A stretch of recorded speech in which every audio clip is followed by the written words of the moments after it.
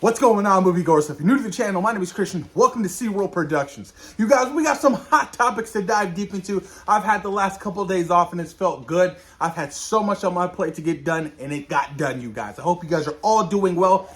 But in today's video, we're going to be talking some interesting stuff. Look, I saw this fan art of Miley Cyrus as Rogue and I can't get it out of my head because of how perfect it was. I was like, you know what? Miley Cyrus would actually be a perfect Rogue.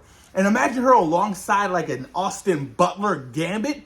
I mean, come on. It's perfect. Her whole personality, her whole vibe. I mean, she can literally, I feel like she would literally embody Rogue in the MCU, guys. There's a lot of fan art out there. There's a lot of fan casting. A lot of people actually want to see Keke Palmer as Rogue. I know that's an option as well if you want to race spin the character. But, you know, I was just like, you know what? Miley would actually do a good job. You know, I wouldn't mind seeing her alongside an Austin Butler Gambit or even a Channing Tatum Gambit, which we will see in Deadpool 3, you guys. Let me know what you guys think about that fan casting of Miley Cyrus as Rogue in the Marvel Cinematic Universe. But moving on, Spider-Man 4. Apparently, Sony and Marvel Studios want to introduce Miles Morales in Spider-Man 4. Makes all the sense in the world. You are now going to be giving Tom Holland's Peter Parker a way out. Because realistically, you guys, I'm sorry, Tom Holland's getting up there in age. And he doesn't want to play Spider-Man forever. So he'll probably have his new trilogy, and he'll probably be in the next 2 Avengers films. Yes, right? But that's in the span of another 10 years. Spider-Man 4 probably isn't coming out until latest 2025 at the end of the year.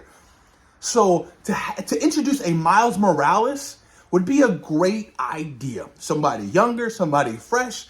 I would absolutely love and adore it as long as Marvel Studios is involved and not just Sony. Because we all saw Madam Web and how terrible that shit was. It was so bad. But look, Aaron Davis, the Prowler, has already been introduced. He was in Spider-Man No Way Home, just as Aaron Davis. And then across the Spider-Verse, he was the Prowler, Donald Glover. I'm like, this is how you do it. I would even have the Prowler in Spider-Man 4 as a little side cameo or a side villain or a side antagonist, something along those lines. You have to utilize, you got Donald Glover. Utilize this man, you guys. You have to. He was perfect in that little cameo in Across the Spider-Verse. I was like, holy shit, no, they did it. That was so awesome to see. But whoever they cast, you know, as Miles Morales, it's got to be Afro-Latina. It has to be perfect. Miles Morales is arguably probably bigger than Peter Parker right now because of the Spider-Man games and, you know, Across the Spider-Verse. But I would love to see both of them on screen. Obviously, Miles Morales wouldn't be Spider-Man in this 4th film. You know, you're just introducing him as a character, you know, before the Spider-Bite and things of that nature, and his family, like, oh, the Yankee, so many great characters within the Miles universe I would love to see in the MCU, guys.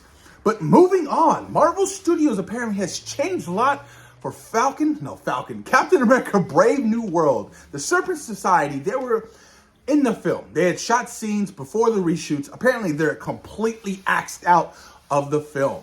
And the final battle has been changed for Captain America Brave New World. Look, we know that Marvel is doing a whole restructuring phase right now. They are going back to the chopping block and seeing what needs to be edited, what needs to be cut, what needs to be reshot, because they are done putting out mediocre content. They are done putting out mediocre shows, mediocre movies. Kevin Feige, it seems like he is in full control right now, and that's what I love to hear. But I'm like, they changed the whole final battle? Just how bad was that final battle in Brave New World?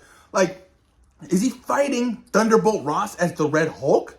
I have a feeling it was something along those lines, but it just wasn't working out because you can't have Captain America, a Sam Wilson Captain America, fight a Hulk with no kind of super soldier serum.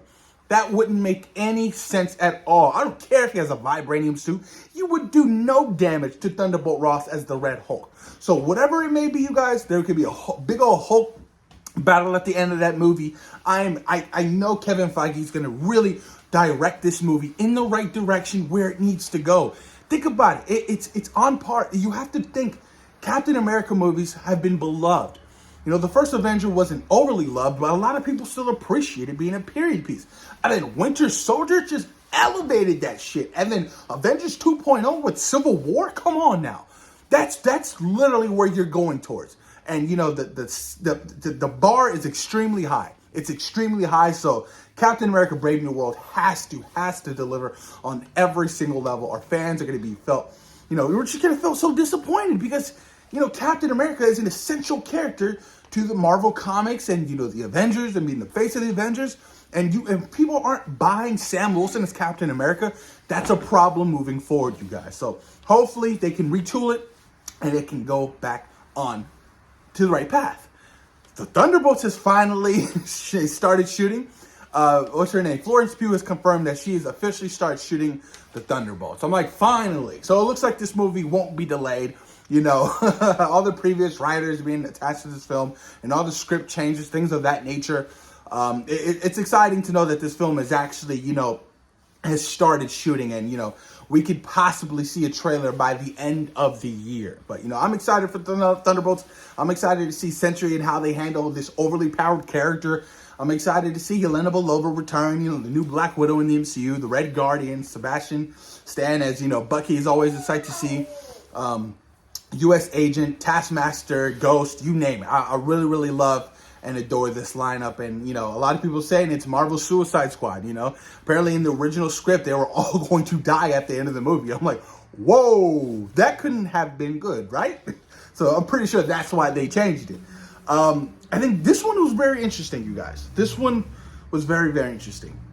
Brie Larson was asked the other day, you know, on any kind of update on, you know, when she's going to be returning as Captain Marvel. And this is what she said. I don't have anything to say about that.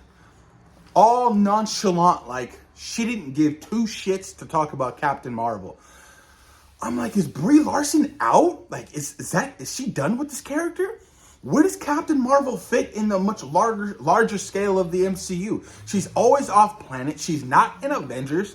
You know what I mean? There's no Avengers right now. There's no face of the Avengers. And that's Marvel's big problem. Because coming to do Avengers 5, or whatever that title may be, we don't have anybody. There's no lineup.